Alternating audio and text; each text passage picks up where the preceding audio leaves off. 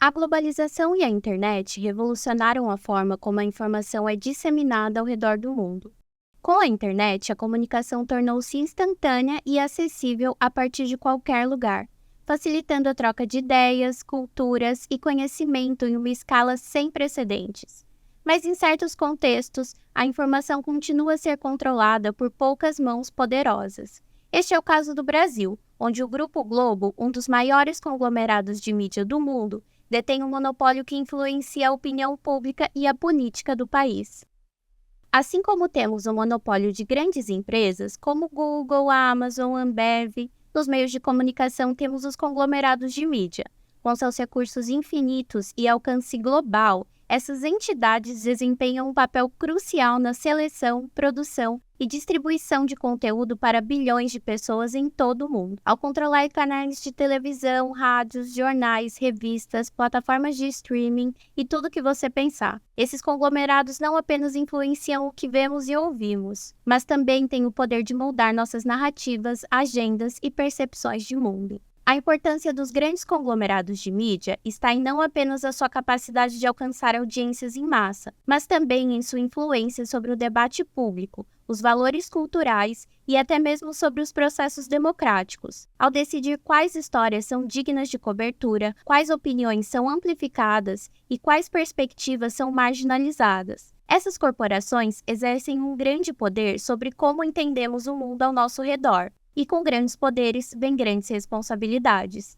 À medida que os conglomerados de mídia consolidam sua influência, aparecem preocupações sobre a diversidade de vozes, a liberdade de expressão e a independência editorial. O monopólio de mídia levanta questões sobre a pluralidade de perspectivas e a objetividade da cobertura jornalística.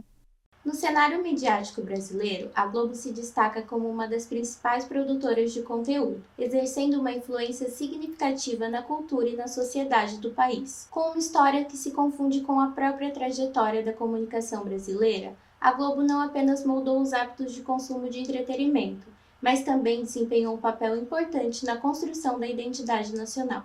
O Grupo Globo foi fundado em 1925 por Irineu Marinho, com o jornal O Globo, no Rio de Janeiro. Inicialmente, o grupo tinha foco apenas no jornalismo impresso. Pouco depois, o seu filho mais velho, Roberto Marinho, levou o negócio e o expandiu. E foi em 1965 quando a Rede Globo de televisão foi inaugurada. A emissora rapidamente se tornou líder de audiência no Brasil. E o seu conteúdo diversificado, incluindo novelas, programas de entretenimento e jornalismo, contribuíram para o sucesso da empresa. Com sedes nas maiores cidades do Brasil, Rio de Janeiro e São Paulo, e uma extensa rede de afiliadas espalhadas por todo o território brasileiro, garantindo a cobertura nacional e presença em praticamente todos os estados. Esta vasta rede de emissoras e afiliadas permite à Globo alcançar uma audiência ampla e diversificada, com conteúdos locais e nacionais.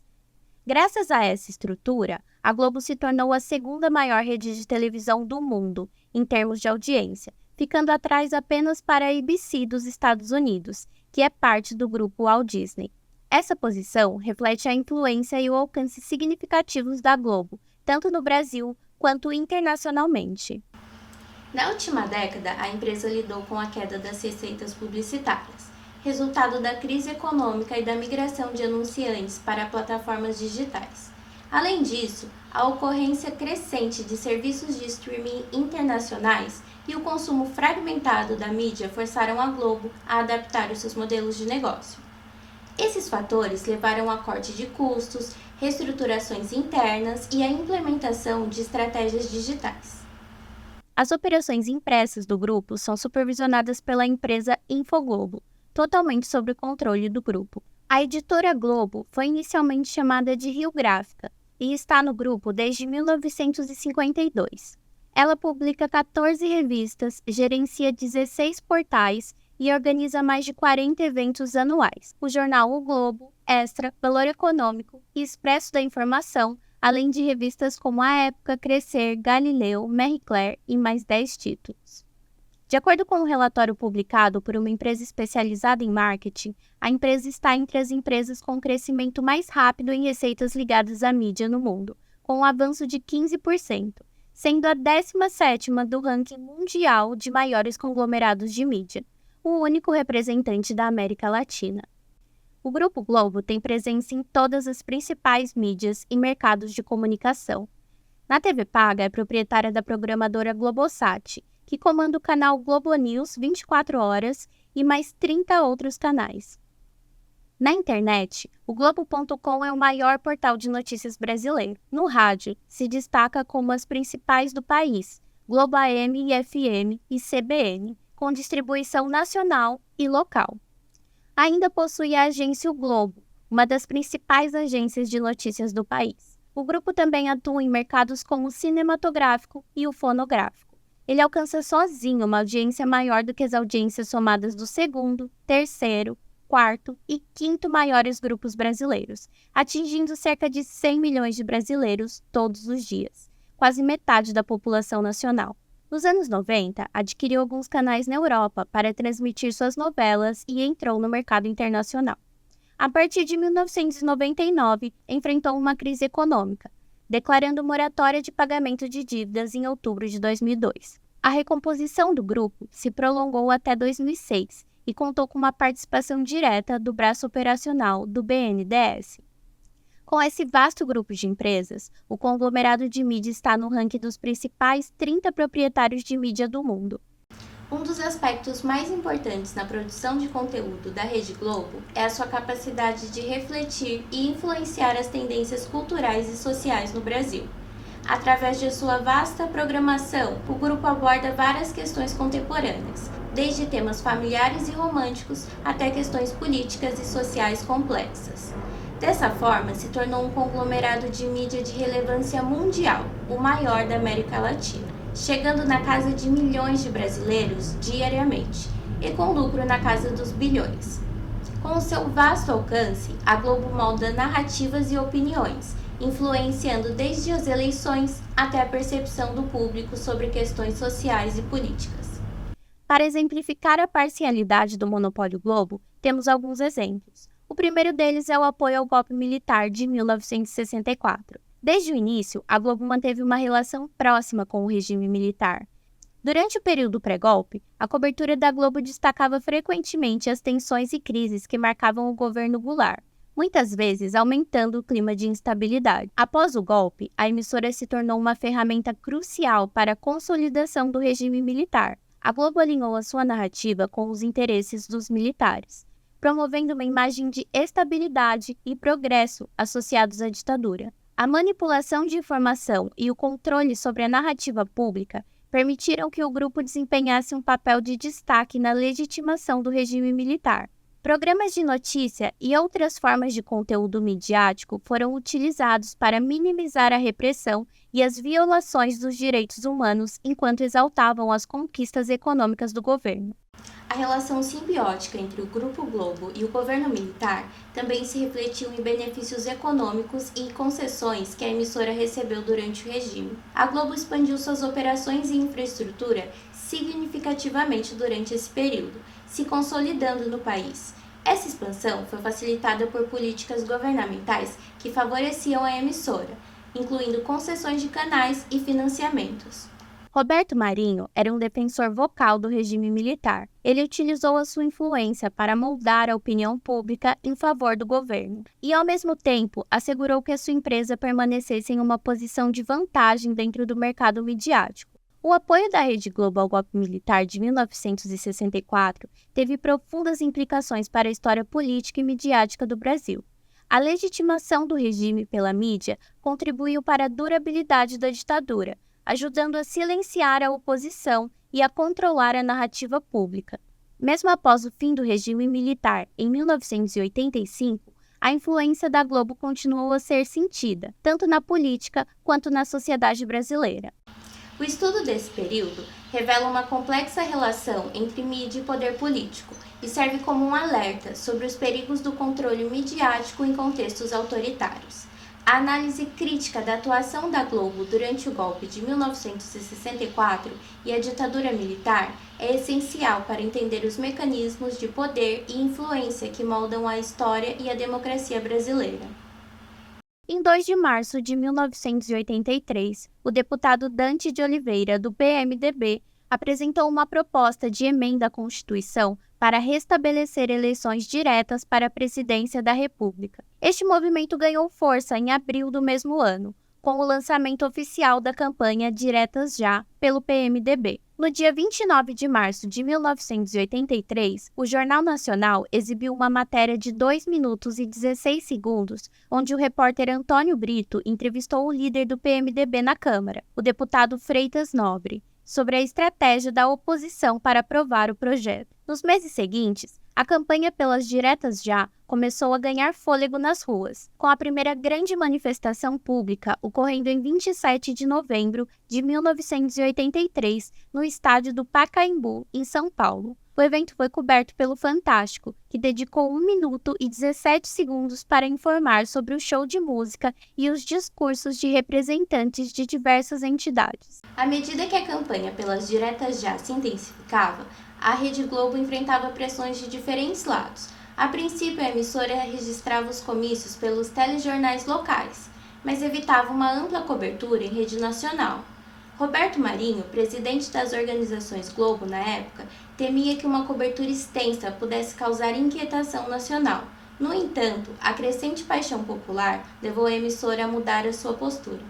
Em 25 de janeiro de 1984, o Jornal Nacional exibiu uma reportagem sobre o comício na Praça da Sé, em São Paulo, dedicando 1 minuto e 3 segundos ao evento. A chamada da matéria, no entanto, provocou polêmica ao referir-se ao comício como parte das comemorações dos 430 anos da cidade de São Paulo e minimizando seu caráter político. Esta cobertura reflete a tensão interna na Globo entre atender às demandas da sociedade civil e resistir às pressões do regime militar.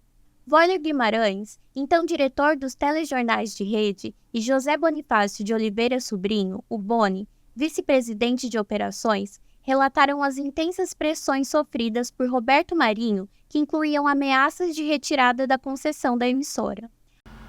A influência da Rede Globo sobre a população brasileira é inegável, especialmente devido ao seu vasto alcance e audiência. Durante a campanha das Diretas Já, a emissora se viu em uma posição delicada, balanceando a necessidade de informar o público e as ameaças do governo militar. Em fevereiro de 1984, a Globo começou a cobrir as manifestações em rede nacional, noticiando passeatas e comícios em diversas cidades, incluindo Rio de Janeiro, Belo Horizonte e Goiânia. O momento culminante da campanha ocorreu em 10 de abril de 1984, com um grande comício na Candelária, no Rio de Janeiro, que reuniu cerca de 1 milhão de pessoas. A Globo dedicou quase 1 hora de sua programação ao evento, incluindo 9 minutos no Jornal Nacional e 16 dos 21 minutos do Jornal da Globo. A pressão dos militares atingiu o seu ápice, com um helicóptero do Exército sobrevoando de maneira ameaçadora a sede da emissora no Rio de Janeiro, segundo informações da própria emissora. Após 29 anos de regime militar, em 1989, o Brasil viveu um momento histórico, com a sua primeira eleição presidencial por voto direto. Essa eleição teve 23 candidatos e uma disputa acirrada, mas quem passou para o segundo turno foi Fernando Collor de Mello, do PRN, e Luiz Inácio Lula da Silva, do PT. A cobertura midiática, em especial da Rede Globo, desempenhou um papel crucial no desfecho da eleição, e a edição do debate entre Collor e Lula, feita pelo Jornal Nacional, tornou-se emblemática nos debates. Entre o primeiro e o segundo turno, tiveram 2 debates televisivos, realizados entre os candidatos Collor e Lula. O primeiro debate ocorreu em 3 de dezembro de 1989, nos estúdios da TV Manchete, no Rio de Janeiro. O segundo debate foi em 14 de dezembro de 1989, nos estúdios da TV Bandeirantes, em São Paulo. Esses 2 debates foram transmitidos ao vivo e na íntegra por várias emissoras, incluindo a Globo, Bandeirantes, Manchete e SBT. No dia seguinte ao debate, a Rede Globo apresentou matérias editadas no Jornal Hoje e no Jornal Nacional, destacando os principais momentos de confronto. Foi a edição do Jornal Nacional que gerou uma controvérsia significativa. Nessa edição, a Globo favoreceu o candidato Fernando Collor ao selecionar trechos que destacavam o seu desempenho, enquanto os momentos de Lula foram reduzidos ou omitidos. Especialistas dizem que Collor não havia aparecido nos debates do primeiro turno por não estar preparado e que Lula teria se destacado no debate em questão.